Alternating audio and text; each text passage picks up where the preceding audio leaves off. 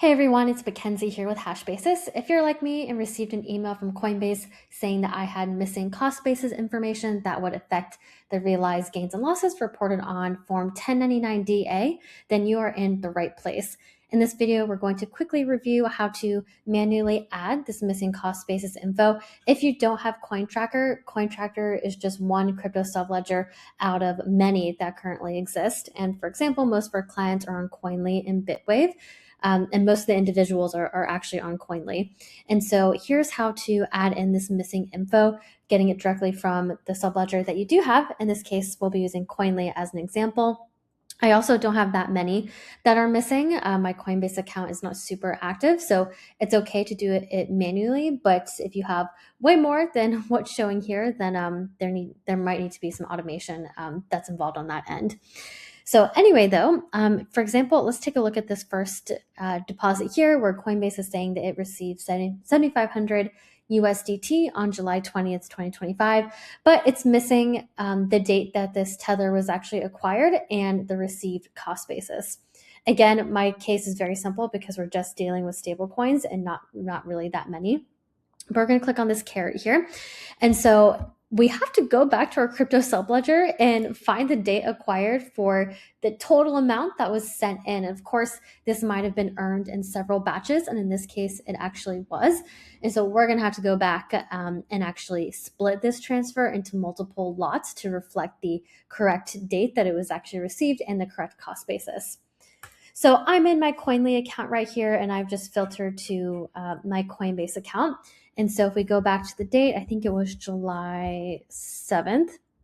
Yep. So this is what Coinbase is complaining about. They're saying we received 7,500 USDT, but where exactly did that come from and when did you acquire it?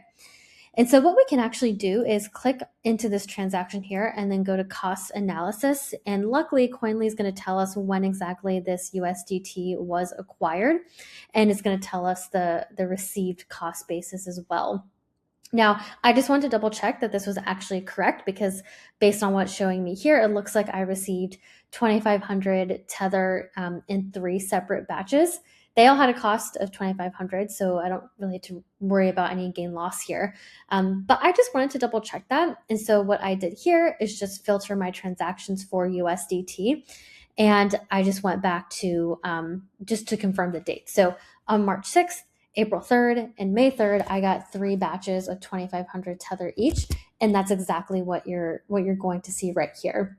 So for me, that looks good. I'm on FIFO by wallet, and you can see I had some Tether here before, but this Tether was actually transferred to Coinbase in February, and so the ending balance in my wallets was 0. So then it reset, reset starting in March of 2025. So what I'm going to do now is actually enter this information. I'm going to click split this transfer because I just want to be, as accurate as I can be and plop in the correct date. So the first lot was acquired on, let's start with the earliest. So March 6th, 2025. So March 6th, 2025, and the received cost basis is just 2,500. I'm going to add the lot. And I'm basically just going to do the same thing. So the next one was April 3rd. You can see how manual this is. And if you don't have Cointracker, this is not great for you. It's actually very, very manual, which I don't love. I don't love that there's kind of like a monopoly on this, it seems like. Okay, and the third lot here is May 3rd, 2025. Okay, and again, 2,500. Great, I'm going to click done. So I'm going to click, let's go back to the preview. So lot 1, lot 2, lot 3. Great, and confirm. So that's going to now clear out that tax lot. If I were to refresh, I think it would go away.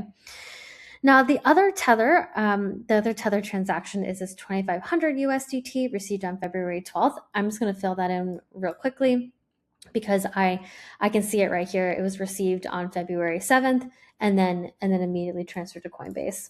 I'm just going to double check. Yeah, February 7th. So this is just one lot that I'm going to have to enter because I received the entire batch of 2,500 Tether just all in one go. So let's just go ahead and put the date. When was that? February 7th, 2025 for 2,500.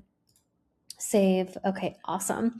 So hopefully that gives you a sense for how to actually do this and split it, because Coinbase doesn't actually know when you received these assets. It just knows that they were transferred into Coinbase at some point, and they don't know what the cost basis is either. So yeah, if only Coinbase could connect not only to Cointracker, but any sell ledger, because of course I have all the details right here, all the gain loss information, which is minimal, at least for me, since it's stable coins. But yeah, unfortunately, right now it looks like it is quite manual. So, all right, with that, let me know if you have any questions, and thank you so much for watching.